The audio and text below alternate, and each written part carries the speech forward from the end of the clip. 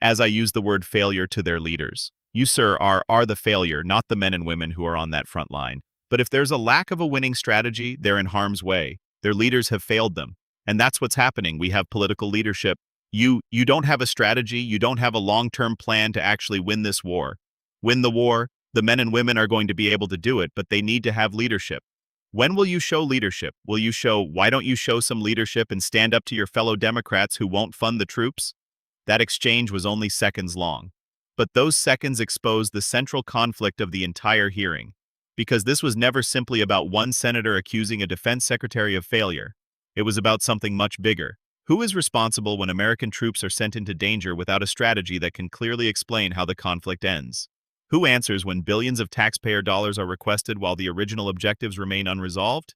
And perhaps most importantly, what happens when a senator refuses to accept a declaration of victory at face value? That was the question Gary Peters brought into the room, and the answer he received was not what anyone expected. For every American who cares about government accountability, this Senate exchange deserves attention because the confrontation quickly moved beyond military policy. It became personal. It became political. And then, for a few tense moments, it became almost impossible to tell whether the people sitting at that table were still debating strategy or fighting over who would be blamed when the consequences finally arrived. Senator Gary Peters began his questioning by doing something that was easy to overlook. He slowed everything down before discussing money, before discussing missiles, before discussing victory claims. He talked about the people who would never get to hear the debate, American service members, the families waiting for them, the wounded, the missing, the fallen. And that opening mattered, because the entire argument that followed would revolve around one fundamental distinction. The troops were not the target of his criticism. Their leadership was. But almost immediately that distinction became the center of the confrontation. Peters thanked the witnesses before turning to the losses suffered during the conflict. He mourned the American service members killed in action. He expressed concern for the families receiving devastating news. He mentioned the service member who remained missing.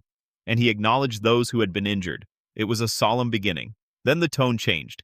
Peters turned directly toward Secretary Pete Hegseth. And suddenly the hearing was no longer about condolences. It was about accountability.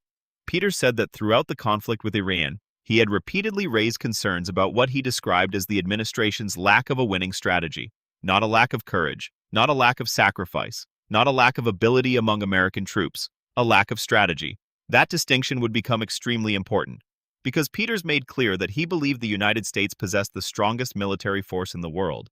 He said he had no doubt American service members could execute difficult missions. He had no doubt they could prevail in battle. But winning individual battles, he argued, was not the same thing as winning a war. And that is where the pressure began. Because what exactly does victory mean? If the government declares victory, but the conflict continues, is it still victory? If the primary objective remains unfinished, what exactly has been won? And if American troops are still being placed in danger months after officials announced that the war was essentially over, how can the public be expected to believe that the strategy is working? Those questions were hanging over the hearing. Then Peters brought up something even more damaging: the administration's repeated claims that the conflict was nearly finished. According to Peters, the president had said more than 30 times that the war was almost over, 4 or 5 weeks, very complete, total and complete victory, 100%, no question about it, historic, overwhelming, a military victory by any measure. The language was absolute. There was no uncertainty, no qualification, no suggestion that victory might be temporary. The message to the American public was clear. The war was ending. The United States had won. The threat was being eliminated. But then came the date of the hearing, July 21st. Months had passed.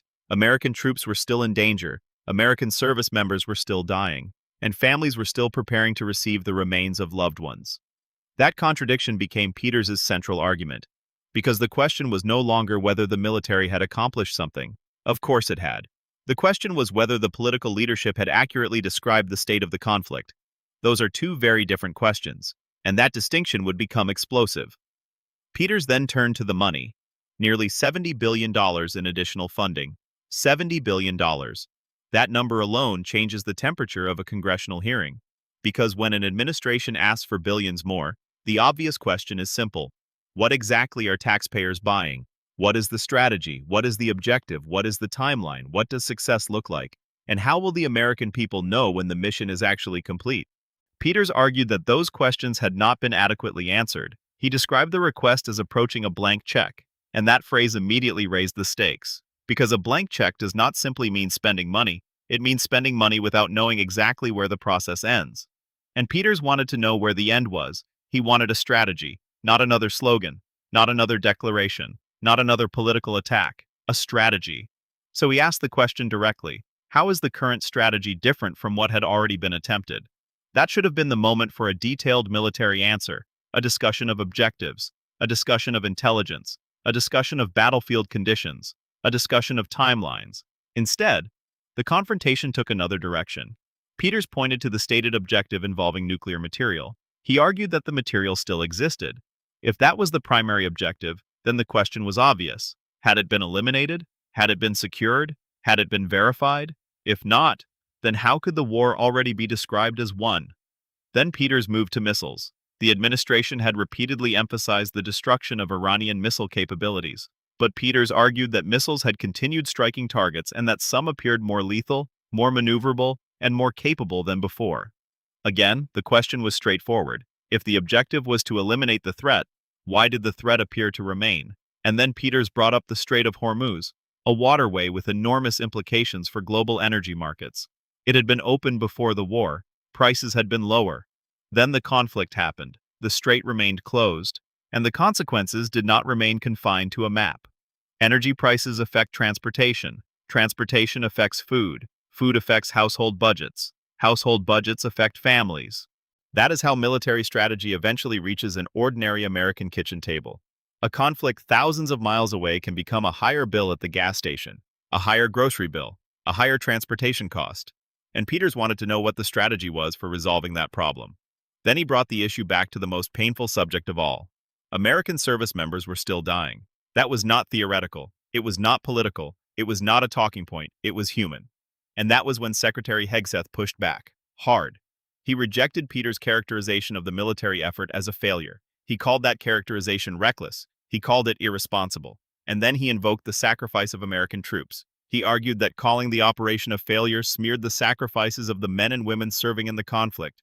That was a powerful accusation, because nobody in that room wanted to be seen as disrespecting American troops. But Peters was not finished.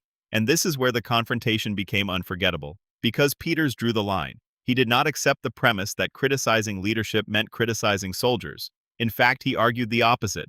The troops were doing their job. They were risking their lives. They were following orders. They were carrying out missions. The question was whether the people sending them into those missions had given them a strategy capable of achieving the stated objective. And then came the sentence that changed the hearing. You, sir, are the failure. Not the soldiers, not the Marines, not the people on the front line, the leadership.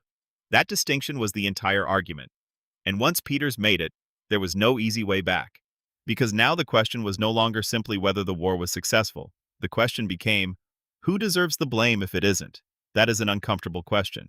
Because political leaders often celebrate victories when things go well. But when things go badly, responsibility can become much harder to locate. Suddenly there are committees, briefings, statements, counterstatements, talking points, accusations, and everyone seems to have an explanation. But the families who lose someone do not receive their loved one back because the explanation was politically effective. That is the reality Peters was trying to force into the center of the conversation. And then Hegseth made another accusation. He challenged Peters to stand up to Democrats who, in his view, were refusing to adequately fund the troops. The debate shifted again. Now it was no longer only about military strategy, it was about political courage. Hegseth argued that Democrats were playing partisan politics. He accused Peters of failing to support funding. He suggested that opposition to the administration's request was not really about strategy, it was political. And then came another explosive phrase: Trump derangement syndrome. The argument had moved from military policy to personal political diagnosis. And that was precisely what made the exchange so compelling. Because Peters had asked a concrete question: what is the strategy? Hegseth answered with a political attack. Peters asked about objectives. The response focused on motives. Peters asked about nuclear material. The answer moved toward patriotism. Peters asked about missile capabilities. The response moved toward the troops. Peters asked about the Strait of Hormuz. The response did not directly resolve that question either. And suddenly viewers were left with an uncomfortable possibility. What if the biggest story in the room was not what was said? What if it was what was never answered? That is where congressional oversight becomes so important. A hearing is supposed to create a public record. Questions are asked. Witnesses respond. Facts are entered into the record. Members of Congress challenge officials. The public watches. And ideally, by the end, people understand more than they did before. But this exchange seemed to leave one major question hanging. What exactly is the plan? Because if victory had already been declared, why was another $70 billion needed? If the primary objective had already been accomplished, why was the conflict continuing? If the enemy's capabilities had been degraded, why were new threats still emerging? And if the war was almost over, why were American families still preparing for funerals? Those questions do not disappear because the hearing becomes heated. They become more important. And that is why Peter's timeline mattered. He was not presenting one isolated statement. He was presenting a pattern, a sequence of declarations. Victory, victory again. The war is almost over. The operation was successful. The mission was complete. And then, more fighting, more funding, more threats, more casualties, more uncertainty. That creates a credibility problem. Because words matter, especially when those words are spoken by the president and senior military officials. If leaders tell citizens that a war is essentially over, citizens naturally expect the danger to decline. If leaders announce total victory, citizens expect the strategic objectives to be complete. If leaders ask for additional tens of billions of dollars afterward, citizens have every right to ask why. That is not disloyal. That is oversight. And this is where the argument about the troops becomes even more important. Supporting troops does not necessarily mean supporting every decision made by their commanders. Those are two different things. A soldier can be brave, a Marine can be heroic, a service member can perform perfectly, and yet, the strategy guiding that person can still be flawed. That is not an insult to the troops. It is precisely why military leadership matters, because the people on the front lines cannot simply decide for themselves what the national strategy should be. They receive orders, they execute missions, they take risks. The responsibility for the larger strategy belongs elsewhere. That is why Peter's phrase hit so hard. You, sir, are the failure. He was separating courage from command, sacrifice from strategy, service from politics. And once that distinction was made, the entire hearing looked different, because now the audience had to decide which argument was more convincing. Was criticism of the strategy an attack on the troops, or was it an attempt to protect them? Was requesting billions more a necessary investment? Or was it evidence that the previous approach had not achieved its objective? Was opposition to the administration's strategy political obstruction? Or was it legitimate oversight? Those are not easy questions, and there is no reason to pretend they are. But the hearing did something important. It forced those questions into the open. Then came the issue of the Pentagon's enormous budget. Peters pointed to the enormous resources already available, more than $1 trillion in defense spending. Then came the request for another $1.5 trillion figure in the broader funding discussion. His point was simple. Money was not necessarily the problem. Strategy was. Because throwing more money at a conflict does not automatically create a path to victory. Money can buy equipment. Money can buy ammunition. Money can support logistics. Money can support intelligence. Money can support personnel. But money cannot answer a strategic question. It cannot tell you when to stop. It cannot tell you what victory means. It cannot determine whether a conflict is creating more danger than it is eliminating, and it cannot replace political leadership. That was Peter's argument. And Hegseth's response was essentially that Democrats needed to show courage and fund the mission. So the confrontation became a collision between two completely different definitions of responsibility. Peters was saying, show me the strategy. Hegseth was saying, show me your commitment. Peters was saying, show me the results. Hegseth was saying, show me that you support the troops. Peters was saying, I support the troops, but I question the leadership. And Hegseth was saying, if you question the leadership, you are undermining the troops. That circular argument is exactly what made the hearing so tense, because neither side was answering the other's central concern. And then, time became the enemy. Chair Collins eventually moved toward closing the hearing. Peters was still making his final point. The exchange was still heated. The accusations were still flying. And then the hearing ended. Just like that. No perfect conclusion. No dramatic resolution, no final answer about the strategy, no neat explanation of what victory would look like. Just an unfinished confrontation. And perhaps that is the most revealing part. Because the hearing ended before the central issue could be resolved. What is the plan? Not tomorrow, not next month, not another funding request. What is the plan that actually ends the conflict? That question remains. And it matters because wars have momentum. Once troops are deployed, once equipment is committed, once billions are spent, once casualties occur, the political cost of stopping becomes enormous. Leaders can become trapped by their own previous statements. If they said victory was achieved, admitting that the conflict is still unresolved becomes politically painful. If they said the mission was almost complete, asking for another massive round of funding creates questions. If they promised the threat was eliminated, continued attacks undermine that promise. And that creates a dangerous cycle. More spending, more operations, more explanations, more promises, and then more questions. This is why Peter's reference to a forever war carried such weight. America has experienced prolonged conflicts before, and the fear is not simply that a war lasts a long time. The fear is that nobody can clearly explain what condition would allow it to end. That is the difference between a difficult war and an open-ended war. A difficult war may have a clear objective, it may be expensive, it may be painful, it may take time, but the destination is known. An open-ended war is different. The destination keeps moving. The definition of victory changes, the timeline changes, the justification changes, and the funding never seems to end. That is the nightmare Peters was warning about, and it explains why he kept returning to strategy. Because without strategy, everything else becomes reactive. An attack happens. The military responds, the enemy responds. America responds again. Another strike, another statement, another briefing, another funding request, another declaration, and the cycle continues. But where does it lead? That is the question viewers were left with. And then there is the human cost. Imagine being the family member of a service member. You hear officials say the war is nearly over. You believe the danger is decreasing. Then you receive a phone call. Your loved one is gone. Suddenly, political language sounds very different. Victory. Complete.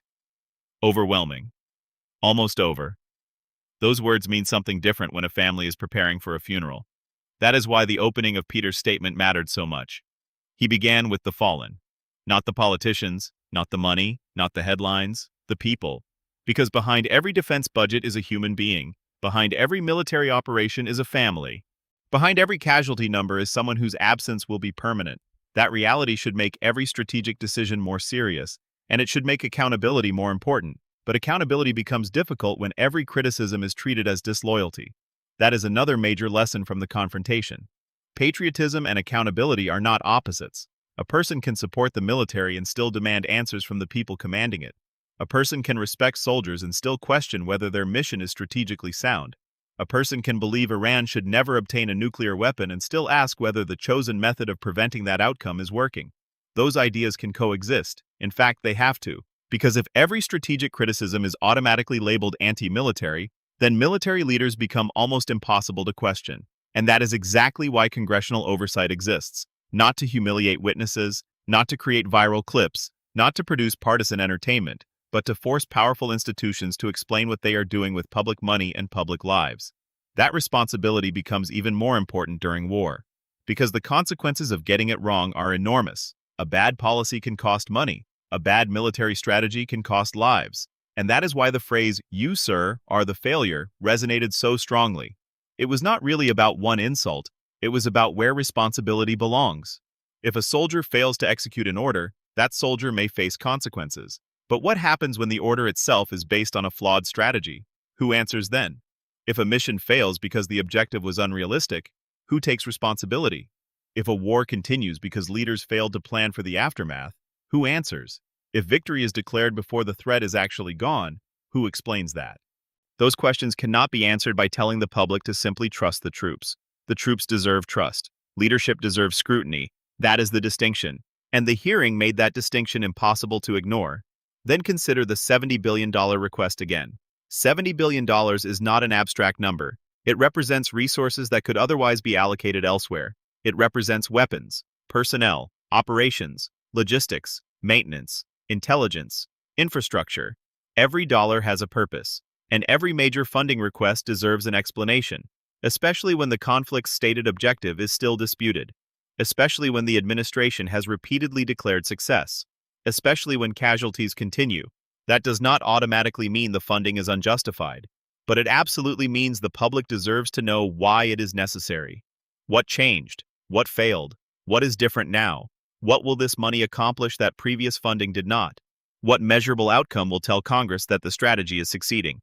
And perhaps the most important question, what happens if this plan fails too?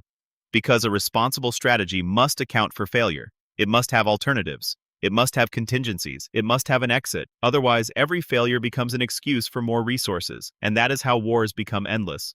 Peters wanted that answer. Hegseth wanted political support, and the hearing ended before the two sides could reconcile those demands. But something else happened. The exchange became a test of rhetorical power.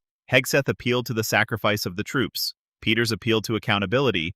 Hegseth appealed to patriotism. Peters appealed to strategy. Hegseth attacked political motives. Peters attacked the administration's record. The room became a collision between emotion and evidence. And that is why viewers may have felt the tension rising with every sentence. Because both sides were speaking to something real. People genuinely care about the troops. People genuinely care about government accountability. People genuinely believe Iran should not possess a nuclear weapon. People genuinely fear another endless conflict. People genuinely worry about taxpayer spending. And people genuinely want American service members to return home safely. The problem is that those concerns do not automatically produce the same policy. That is where leadership becomes difficult. And that is where accountability becomes necessary. The final moments of the exchange were especially revealing. Peters returned again to the question of leadership. When will you show leadership? When will you provide a long-term plan? When will you explain how this war is won? The repetition was not accidental. Sometimes repetition happens because the answer never arrives. The question is asked once. No answer. It is asked again. Still no answer. Then the witness changes the subject. That is when viewers begin to notice the gap. Not the gap between Republicans and Democrats. Not the gap between conservatives and liberals. The gap between the question and the answer. That gap was the real story. And when the hearing ended, that gap remained. The administration still had its position. Peters still had his concerns. The troops still had their missions. The taxpayers still had the bill. And the families still had the uncertainty. The cameras went dark. The senators left. The officials moved on. But the questions did not disappear. They followed the hearing out of the room. What is the strategy? What is the endgame? What is victory? How much will it cost? How long will it take? How many more service members will be placed in danger? And what happens if the strategy fails? Those are not partisan questions. They are questions any government should be prepared to answer. And perhaps that is the uncomfortable lesson from this confrontation. Sometimes the most important moment in a hearing is not when someone makes a powerful statement. It is when a powerful person refuses to answer a simple question. Because silence can reveal uncertainty, deflection can reveal vulnerability, and anger can reveal pressure. That does not automatically prove that one side is right, but it tells you where the pressure point is. In this hearing, the pressure point was strategy, not courage, not patriotism, strategy. The men and women serving in the military were never really the issue. The issue was whether their leaders had given them a mission with a clearly defined path to success. And that distinction deserves to be remembered, because the easiest political move is to wrap a policy argument in the flag. Once the flag appears, criticism becomes dangerous. Question the strategy. And someone says you are questioning the troops. Question the funding. And someone says you do not support the military. Question the mission. And someone says you do not support America. But democracy cannot function that way.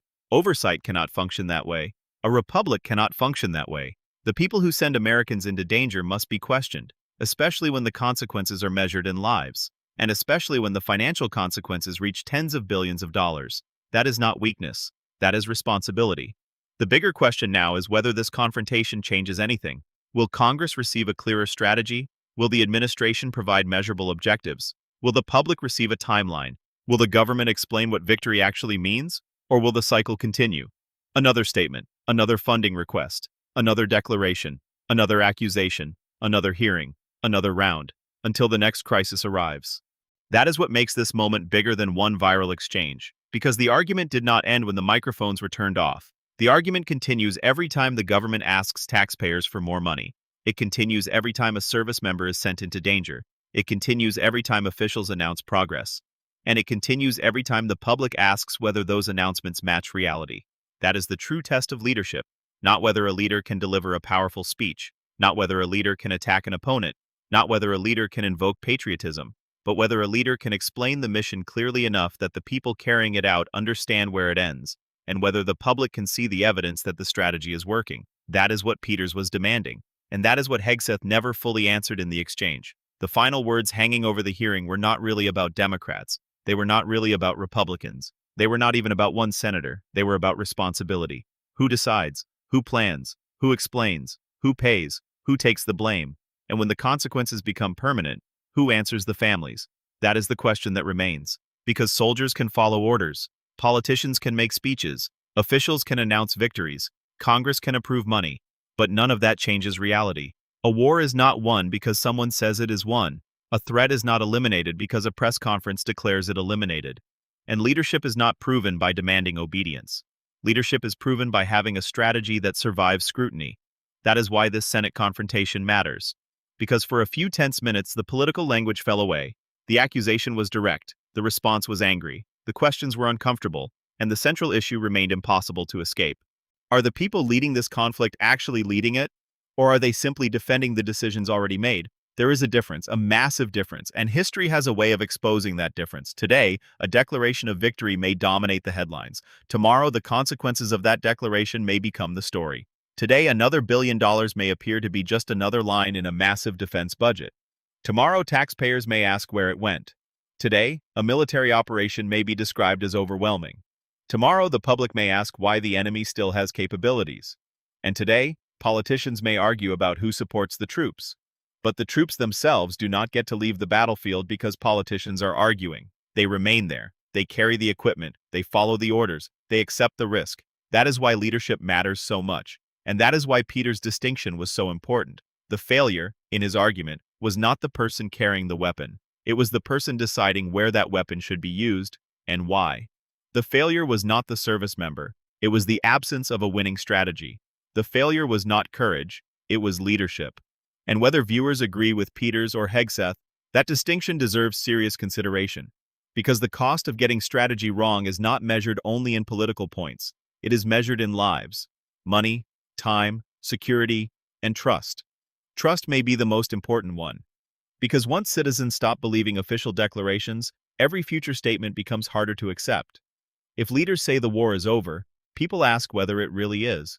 If leaders say victory is complete, people ask what remains. If leaders ask for billions more, people ask why. And if leaders attack the people asking those questions instead of answering them, people ask an even bigger question. What are they trying to avoid?